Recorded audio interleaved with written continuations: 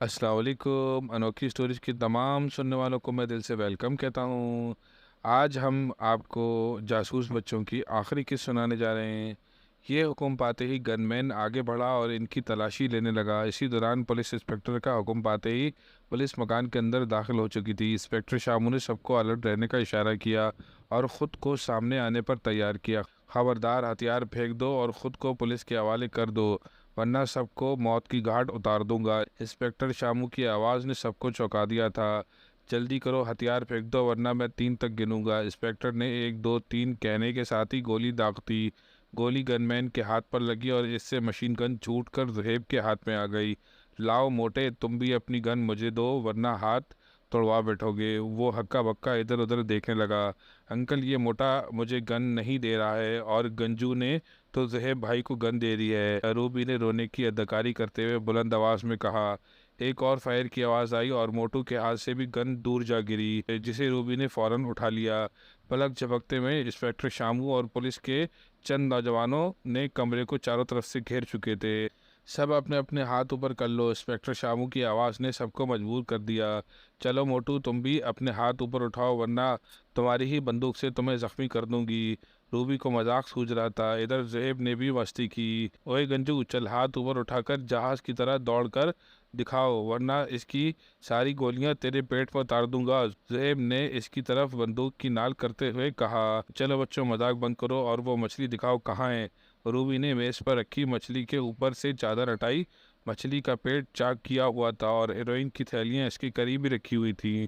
Police ने सबको हथकड़ियां लगा दी। तो बच्चों, क्या तुमने मछली का ऐसा सफ़ेद और पाउडर जैसा खाना देखा है? इस बार इंस्पेक्टर अंकल को भी मस्करी सूझ पड़ी।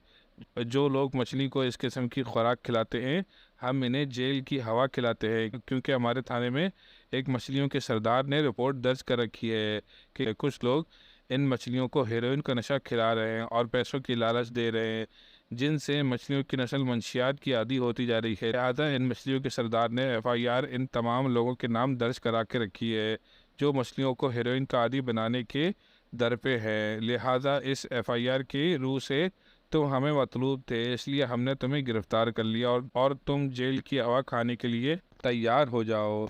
इंस्पेक्टर ने बच्चों को हंसाने के लिए बात बनाई तो ज़ुहैब और रूबी क़हक़हे मारकर हंसने लगे। इंस्पेक्टर, ज़्यादा होशियारी न दिखाओ, तुम्हारे पास 2 चॉइस हैं। या तो तुम हमारे साथ लेन देन के ज़रिए समझौता कर लो और फिर कल दोपहर तक हमें सलूट करके छोड़ने के लिए तैयार हो जाओ। दूसरी सूरत में तुम्हें रसवाई के साथ और कुछ नहीं हाथ आएगा। बेहतर है कि 10 लाख रुपए लेकर बात को यहीं ख़त्म कर दो। ये पेशकश सेठ ने की थी, जो कुछ देर पहले कमरे में सोफे पर आराम से बैठा हुआ था और अब पुलिस वैन में ये खबर अखबारात की जीनत बन चुकी थी। SP साहब ने इंस्पेक्टर शामू को मुबारकबाद दी। इसने पहली ही रात में एक स्मगलर को कैफरी किरदार तक पहुंचा दिया। SP साहब ने मजीद कहा कि इंस्पेक्टर शामू, मुझे यकीन है तुम अपनी जहानत से हर रोज़ एक गैर कानूनी काम करने वाले का सफाया करोगे तो तमाम गैर कानूनी काम ना सिर्फ ख़त्म हो जाएंगे बल्कि इस इलाके में कोई बदमाश, स्मगलर या चोर नहीं रहेगा।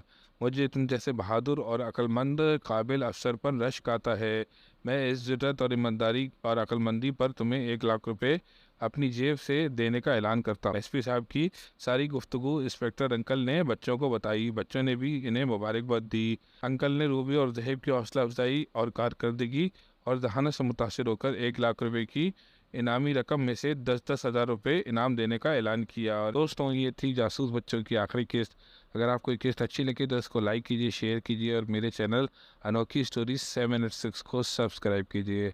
बहुत बहुत शुक्रिया दोस्तों। अस्सलाम वालेकुम।